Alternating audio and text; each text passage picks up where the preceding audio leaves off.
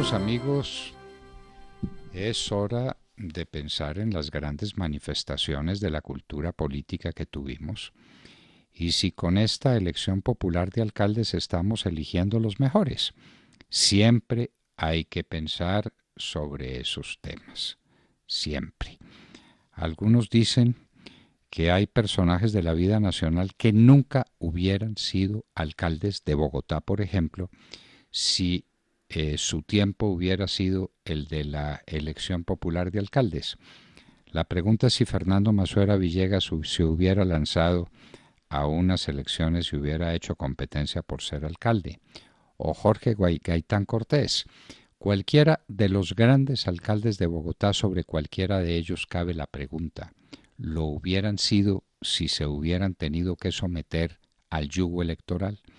Pero al mismo tiempo, la gente se pregunta si estamos eligiendo realmente a los mejores, que son los que se lanzan a una campaña y que tienen fuerza y energía para recorrer las ciudades y buscar apoyos y sonreírle a todo el mundo, aunque no sepan a derechas qué es realmente lo que están proponiendo y qué es realmente lo que quieran. Porque aquí tenemos unas incertidumbres muy grandes a propósito de los elegidos recientemente. ¿Qué va a ser el alcalde de Cali? ¿Qué va a ser el alcalde de Medellín? ¿Qué va a ser realmente la alcaldesa de Bogotá? Aunque hay que decirlo, en honor a la verdad, que ha sido de todos los candidatos a las alcaldías, candidatas de izquierda, llamémosla, aunque no sepamos cuál es la izquierda de Claudia López y quisiéramos averiguarlo algún día, ha sido la más precisa en sus puntos de vista. Ahora le preguntaron lo que opina sobre la famosa multa anticipada de 350.000 pesos que uno puede pagar para no tener pico y placa. De manera pues que tendrá que pagar 4 millones de pesos largos al año o 2 millones largos de pesos en el semestre. Usted verá si quiere dejar su carro guardado en las horas del pico y placa o si paga. Los cálculos es que una inmensa cantidad de gente dice sí, yo pago. Entonces uno se pregunta qué va a pasar a la hora del pico y placa, cómo se va a manejar ese tema y cómo va a saber la policía si alguien pagó o no pagó. Uno tendrá su recibo en el bolsillo mientras la policía lo para y le pide el recibo y uno lo muestra. ¿Qué va a suceder con el resto del tráfico?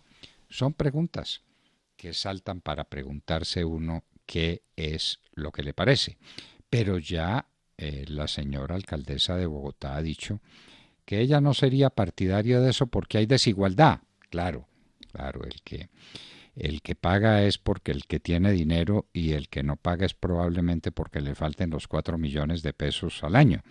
Pero también, si apuramos el argumento, el que paga es porque tiene vehículo y el que no paga es porque no lo tiene. Hay otro principio de desigualdad. Es que la desigualdad es un elemento natural que configura una economía libre y una sociedad libre. Somos disímiles, lo que quiere decir que somos desiguales. ¿Qué hacemos? No tenemos el talento que para manejar bancos tiene Luis Carlos Sarmiento. No lo tenemos, eso hay que reconocerlo y hay que admitirlo. Entonces Luis Carlos Sarmiento no es igual a nosotros y puede hacer negocios mucho más significativos y prestarle servicio a mucha más gente que el que puede el común de los mortales. Por el principio de igualdad sacaríamos a la suerte quién maneja el Grupo Aval. A ver, eso es igualdad. Metemos todas las cédulas en una urna y sacamos una y ese pasa a manejar el Banco de Bogotá y eso sí sería la igualdad. Imposible, imposible. Es como si sacáramos a la suerte quién opera en un quirófano. Entonces, a la suerte, principio de igualdad. No, hay algunos que se especializan en la ciencia médica y entre los que se especializan en la ciencia médica hay unos mejores que otros y que tienen más fama que otros y que ganan más que otros. Principio normal de la desigualdad de la gente. Y hay negocios muy productivos y negocios que no son productivos. Y cada uno tiene su talento propio que dedica a una determinada cosa. ¿Cuál es la igualdad entonces que promete la señora Claudia López? ¿Cuál? ¿Cuál cuando hay una desigualdad tan evidente, por ejemplo, entre ella y la mayoría de las demás mujeres que hay en Bogotá. Ella es más ilustrada, más inteligente, más capaz y tiene más ambición por la política. Pero volvamos al tema. ¿La elección popular de alcaldes realmente selecciona a los mejores para ser alcaldes de su ciudad? Podríamos decir que el exguerrillero y patrocinado por el obispo es el mejor de los caleños, el hombre que mejor le serviría a la ciudad de Cali, o que hay muchos talentos muy superiores, pero que no se someten a pasar por las horcas caudinas de hacer una campaña que es una cosa muy difícil y muy complicada, y salir a sonreírle a todo el mundo, y salir a decir cosas todos los días, a toda hora. Pues esa es una faena para la que están dotados algunos, pero probablemente no los mejores para gobernar una ciudad. Esa es la gran pregunta que nos hacemos, y vale lo mismo para los gobernadores. Lo cierto, pues, es que ya tenemos alcaldes elegidos y alcaldes que van dejando en claro algunas cosas. Por ejemplo, el alcalde de Cartagena tuvo que dejar en claro que nada le debía al Centro Democrático y que no es verdad lo que está diciendo el Centro Democrático, que la alcaldía de este señor Dau se la debe al movimiento de ese partido. Entonces ahí vamos teniendo problemitas, pero nosotros volvemos a insistir en que la política, como todo, debe ser con altura, con gran nivel. Así es la cultura. La cultura es la mayor expresión del talento humano, dedicado en parte a lo que es bello, a lo que es hermoso, a lo que es grato, y en parte dedicado a lo que es útil. La cultura de la técnica, por ejemplo. La técnica no es otra cosa que un esfuerzo por ahorrar esfuerzo, como lo definía don José Ortega y Gasset. Pues hay personas que están dotadas tecnológicamente y hay personas que no lo estamos. No somos capaces de desarrollos tecnológicos, ni nos dio Dios talento para ese particular, y para ser francos tampoco nos interesa, porque es que las desigualdades vienen también con aficiones particulares, con puntos de vista particulares. ¿Cuántos quieren ser ricos jugando fútbol? Ah, sí, pero es que un talento como el de James Rodríguez, o un talento como el de cualquiera de los muchachos, David Ospina, cualquiera de los muchachos de la Selección Colombia, no lo tienen sino esos 11. ¿Qué hacemos? Y por eso hay desigualdades, y por eso hay futbolistas a los que no les pagan un peso y futbolistas a los que les pagan millones de dólares. Es la desigualdad que se expresa en la cultura. Hoy estábamos celebrando el día en que Miguel Ángel pudo ver ya el juicio final en la Capilla Sixtina. ¿Cuántos Miguel Ángeles hay en la historia? ¿Y puede haber un talento como Miguel Ángel? Pues no lo puede haber. Y entonces, si fuera por el principio de igualdad, cualquiera hubiera pintado la Capilla Sixtina. Haga cualquier cosa y borronea ya porque usted es igual a Miguel Ángel. No, Miguel Ángel no hubo sino Miguel Ángel, o Leonardo, o Rafael, o Botticelli, o cualquiera de los grandes del gran taller que fue Italia en su momento. Son infinitamente desiguales que los demás. Y entonces Picasso cobraba por un cuadro centenares de miles de dólares o millones de dólares, y otros van con su cuadrito por todas partes y nadie los mira. Y hay además momentos para la cultura.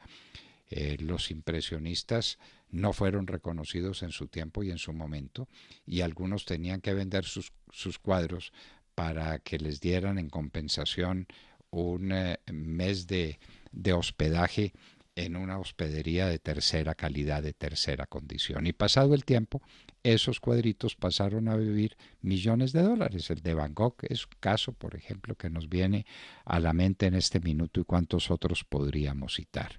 La cultura existe gracias a la desigualdad de talentos y de capacidades para realizar obras culturales.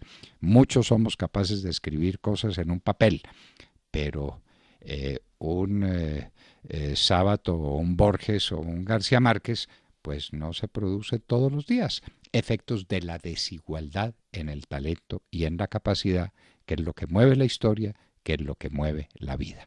Y esta era un espacio de cultura que les traíamos a ustedes gracias a la Universidad La Gran Colombia. La cultura en la hora de la verdad, 8 de la mañana, 40 minutos.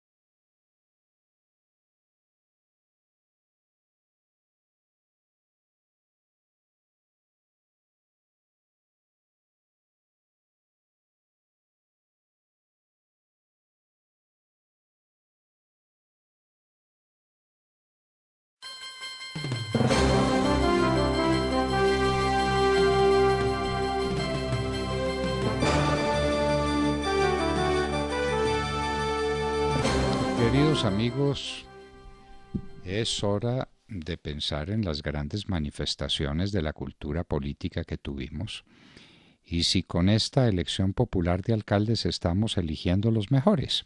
Siempre hay que pensar sobre esos temas, siempre. Algunos dicen que hay personajes de la vida nacional que nunca hubieran sido alcaldes de Bogotá, por ejemplo, si su tiempo hubiera sido el de la elección popular de alcaldes.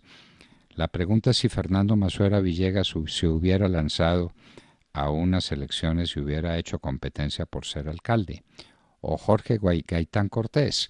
Cualquiera de los grandes alcaldes de Bogotá, sobre cualquiera de ellos cabe la pregunta: ¿lo hubieran sido si se hubieran tenido que someter al yugo electoral?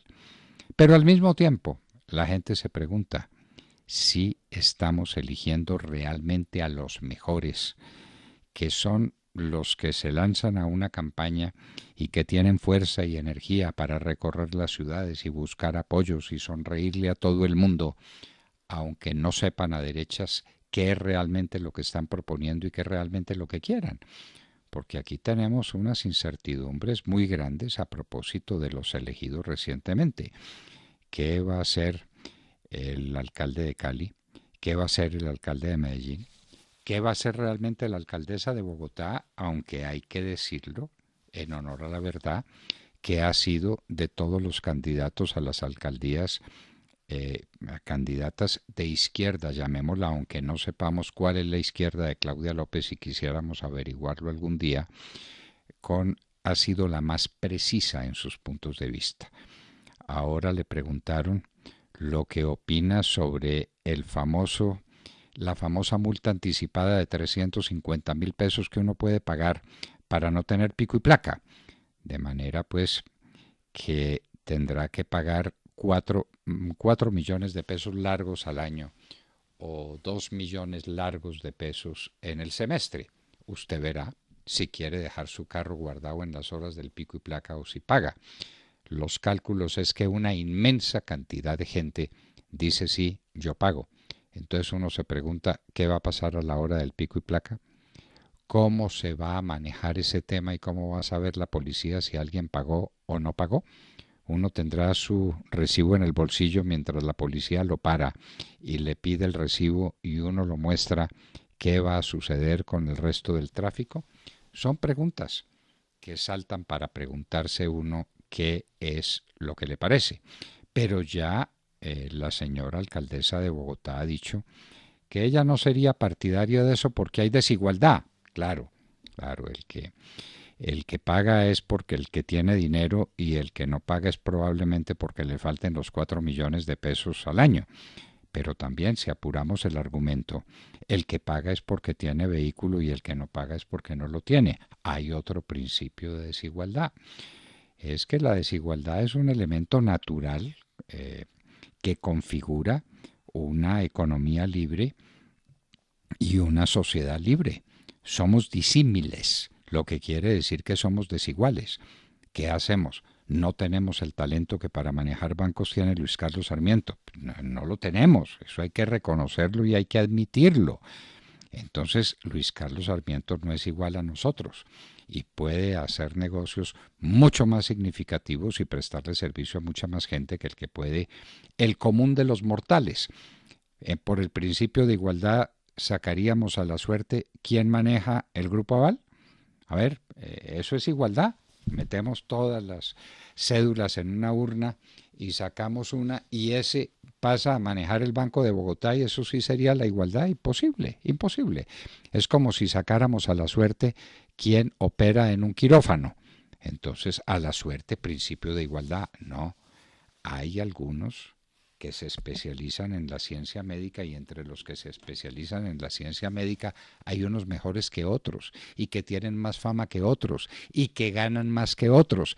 Principio normal de la desigualdad de la gente. Y hay negocios muy productivos y negocios que no son productivos. Y cada uno tiene su talento propio que dedica a una determinada cosa. ¿Cuál es la igualdad entonces que promete la señora Claudia López? ¿Cuál cuando hay una desigualdad tan evidente, por ejemplo, entre ella y la mayoría de las demás mujeres que hay en Bogotá. Ella es más ilustrada, más inteligente, más capaz y tiene más ambición por la política. Pero volvamos al tema. ¿La elección popular de alcaldes realmente selecciona a los mejores para ser alcaldes de su ciudad? Podríamos decir que el exguerrillero y patrocinado por el obispo es el mejor de los caleños, el hombre que mejor le serviría a la ciudad de Cali, o que hay muchos talentos muy superiores, pero que no se someten a pasar por las horcas caudinas de hacer una campaña que es una cosa muy difícil y muy complicada, y salir a sonreírle a todo el mundo, y salir a decir cosas todos los días, a toda hora. Pues esa es una faena para la que están dotados algunos, pero probablemente no los mejores para gobernar una ciudad. Esa es la gran pregunta que nos hacemos, y vale lo mismo para los gobernadores. Lo cierto, pues, es que ya tenemos alcaldes elegidos y alcaldes que van dejando en claro algunas cosas.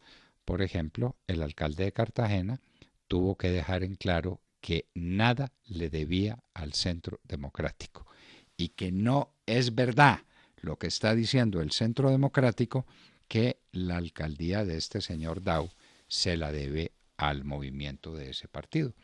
Entonces ahí vamos teniendo problemitas, pero nosotros volvemos a insistir en que la política, como todo, debe ser con altura, con gran nivel. Así es la cultura. La cultura es la mayor expresión del talento humano dedicado en parte a lo que es bello, a lo que es hermoso, a lo que es grato, y en parte dedicado a lo que es útil. La cultura de la técnica, por ejemplo. La técnica no es otra cosa que un esfuerzo por ahorrar esfuerzo, como lo definía don José Ortega y Gasset. Pues hay personas que están dotadas tecnológicamente y hay personas que no lo estamos. No somos capaces de desarrollos tecnológicos, ni nos dio Dios talento para ese particular, y para ser francos tampoco nos interesa, porque es que las desigualdades vienen también con aficiones particulares, con puntos de vista particulares. ¿Cuántos quieren ser ricos jugando fútbol? Así, pero es que un talento como el de James Rodríguez, o un talento como el de cualquiera de los muchachos, David Ospina, cualquiera de los muchachos de la Selección Colombia, no lo tienen sino esos 11. ¿Qué hacemos? Y por eso hay desigualdades, y por eso hay futbolistas a los que no les pagan un peso y futbolistas a los que les pagan millones de dólares. Es la desigualdad que se expresa en la cultura. Hoy estábamos celebrando el día en que Miguel Ángel pudo ver ya el juicio final en la Capilla Sixtina. ¿Cuántos Miguel Ángeles hay en la historia? ¿Y puede haber un talento como Miguel Ángel? Pues no lo puede haber. Y entonces, si fuera por el principio de igualdad, cualquiera hubiera pintado la Capilla Sixtina. Haga cualquier cosa y borronea ya porque usted es igual a Miguel Ángel. No, Miguel Ángel no hubo sino Miguel Ángel, o Leonardo, o Rafael, o Botticelli, o cualquiera de los grandes del gran taller que fue Italia en su momento, son infinitamente desiguales que los demás. Y entonces Picasso cobraba por un cuadro centenares de miles de dólares o millones de dólares, y otros van con su cuadrito por todas partes y nadie los mira. Y hay además momentos para la cultura. Los impresionistas no fueron reconocidos en su tiempo y en su momento, y algunos tenían que vender sus cuadros para que les dieran en compensación un mes de hospedaje en una hospedería de tercera calidad, de tercera condición. Y pasado el tiempo, esos cuadritos pasaron a vivir millones de dólares. El de Van Gogh es un caso, por ejemplo, que nos viene a la mente en este minuto, y cuántos otros podríamos citar. La cultura existe gracias a la desigualdad de talentos y de capacidades para realizar obras culturales. Muchos somos capaces de escribir cosas en un papel, pero un Sábato o un Borges o un García Márquez pues no se produce todos los días. Efectos de la desigualdad en el talento y en la capacidad, que es lo que mueve la historia, que es lo que mueve la vida. Y esta era un espacio de cultura que les traíamos a ustedes gracias a la Universidad La Gran Colombia. La cultura en la hora de la verdad, 8 de la mañana, 40 minutos.